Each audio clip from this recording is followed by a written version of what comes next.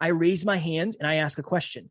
My fiance and I went to New York last year or 2 years ago, right before COVID, to see Simon Sinek speak. Simon Sinek did a tour, and we went and saw him in a ballroom in New York. I stood in line and raised my hand so I could ask him a question. I shifted my identity from the type of person who is too shy to ask to the type of person who is willing to look like an idiot just to keep that identity. So your identity is connected to the actions that you're taking. And in order to stay within your identity and who you believe you are, you'll either take or not take actions based on that. So your identity is controlling everything in your life. Right. So we want to talk about daily habits, right? Mm-hmm. I know most people, also including I, struggle with, keeping up with the daily habits. So can you share with my audience some good daily habits which can help them, to build a great life? Sure. I always say this, the best system, the best diet, the best regiment is the one that's sustainable for you. So I always advise people to start small. So right now I have a checklist in a spreadsheet of 23 things that I do every single day. I do the same 23 things every single day, and I haven't missed in a couple months now. I haven't gotten below 100% in a couple months. Awesome. But I started with 3 things 5 years ago. I started with 3 things. This is the easy way to do it. So we're all about holistic self-improvement. Health, wealth, life, love. So let's get specific. What does that mean? And what are positive habits under each of those? Health. Drink.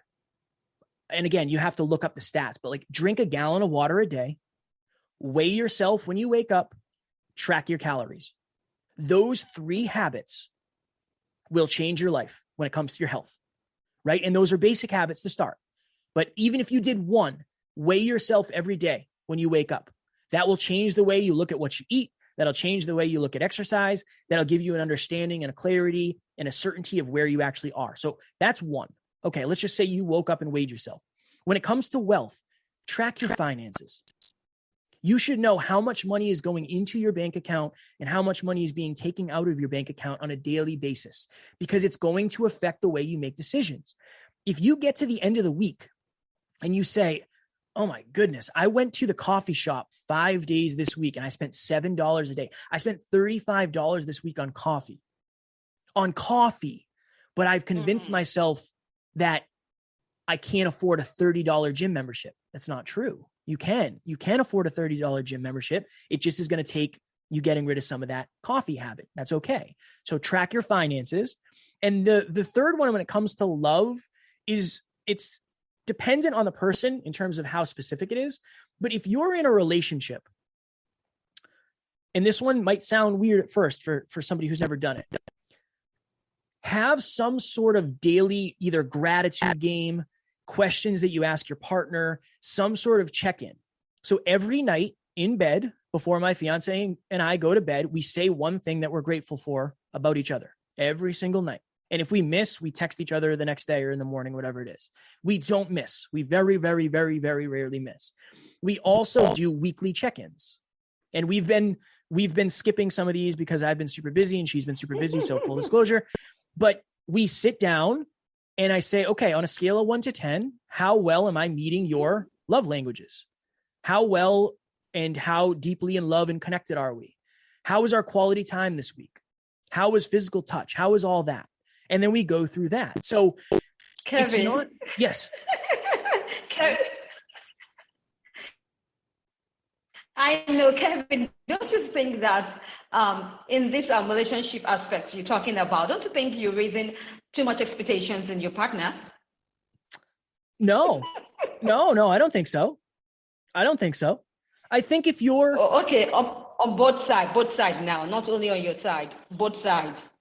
So I think a misconception that people have is a relationship is about finding somebody who loves you for who you are. And I agree that is true, but I also believe a relationship is about finding somebody who loves you for who you want to become.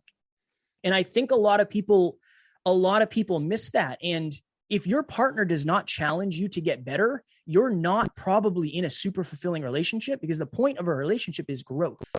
The point of a relationship is not comfort. That's right. It is love, obviously, right? It is love, but it's growth. How much is this growing me? This is a great thing. Okay. Our relationship in this podcast, in this interaction, the more I help you grow and the more you help me grow, the deeper the relationship will be. The more we will both value it, the more we will both remember it. So I think it's good to have high standards. Now, this is what I will say.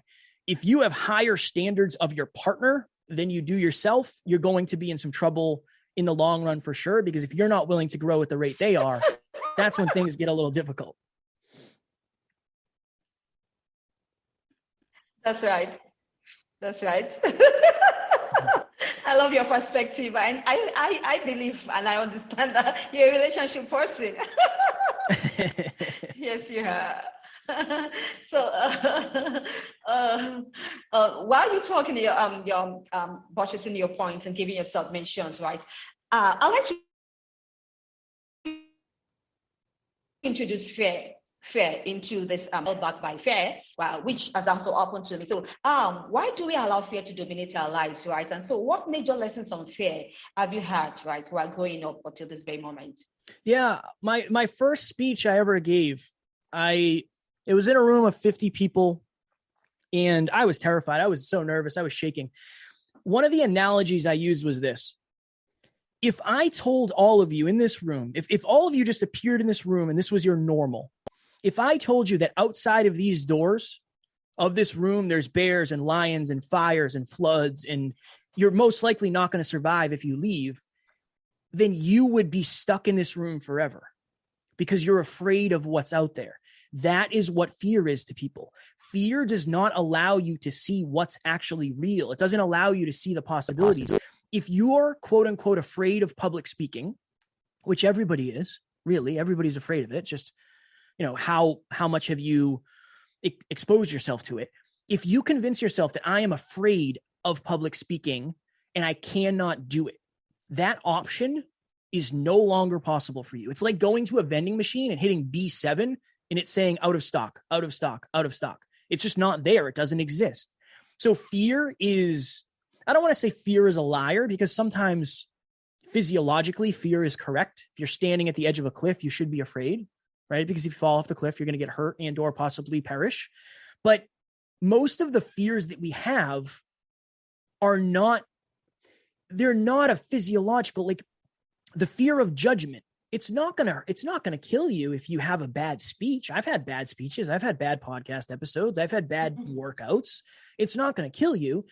You have to understand that the space between you and what you've convinced yourself is an impossible fear to conquer, you can close that gap. I am terrified of planes. And again, and this is an important thing, listen to the way I say that. I am the type of person who is terrified of planes. That's my identity. I've been working on shifting that, but clearly I haven't yet because of the way I said that. But if I want to be an international speaker, that's right, that requires me to hop on a plane and fly places. And the first time I did it, it was so hard. It was so difficult. I thought I was going to have an anxiety attack. The second time, it got a little easier. The third time, it got a little bit easier. The fourth time, it got a little bit easier. Understand, facing your fears is hardest the first time. And then it gets a little bit easier. And it gets a little bit easier. But you'll never know how much easier it gets until you try it one time. And you just have to find a reason. Find a reason to try it. You have to find a reason, or find a resource. Find a reason greater than yourself. Find a resource, a friend, a group, again, accountability. I'll tell this quick story. We have somebody on our team named Amy. Amy reached out to me back in the day because she was listening to our podcast. She reached out to me and said, Kevin, I am terrified to speak to people in public. I struggle with meeting people. I never know what to say. And I said, no worries, Amy. Let's meet at the mall. Let's go to the mall and we're going to go talk to people. And Amy met me at the mall. We had never met. So that was right there was a fear. And we went into the mall and we walked into a store and we asked about a piece of furniture. That was Amy's first test. Amy Go ask this person how much that beanbag chair cost. And Amy asked, and they gave Amy an answer. We went to another store. Amy asked another question. We went to another store. Amy asked another question. We went to the food court. Amy asked about the food. By the end of the day, Amy was starting conversations with strangers. We were getting ready to leave the mall, and there's these mechanical zoo animals you can ride around the mall. I don't know why, but they're there and they're cool. And we were getting ready to leave, and I pointed at them and I said, Amy, if we were really fear chasing today, we would ride those around the mall. And I was hoping she was going to say no. Unfortunately, she said yes. So I have a video of Amy and I riding these mechanical zoo animals around the mall. Amy went to the mall that day thinking she was afraid to have conversations with strangers. She left that day having had 7 conversations with strangers and riding a mechanical zoo animal around the mall because I showed her that her fear wasn't real. And that's changed her life. Right. Thank you once again. And Kevin Palmieri for your incredible insight on today's topic. Kevin, do you have any projects you have in the pipeline? Sure. Oh my goodness. Can you share with my audience? Yeah, we have so many things going on. We have a mobile app we're releasing to help people be more consistent. We do live events every quarter in Massachusetts. And then we also have 7 episodes a week. That's our main project, is our podcast every day in your pocket from anywhere in the world for free. That is Next Level University. Awesome. Wish you best of luck always in your project. Thank you. All right. Any parting words you'd like to share with my audience?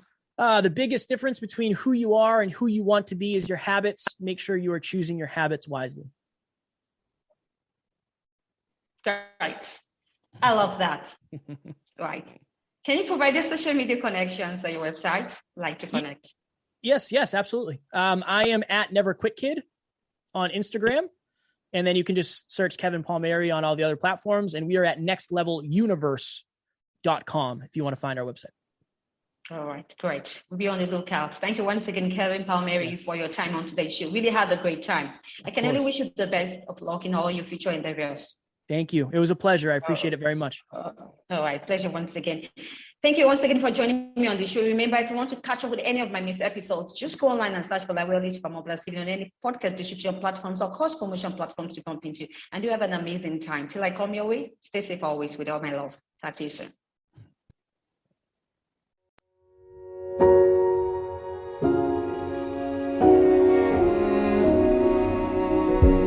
You say, take me on a treasure hunt. I long for something new. Have you heard the fairies when they sing and dance? Oh, I wish it was me.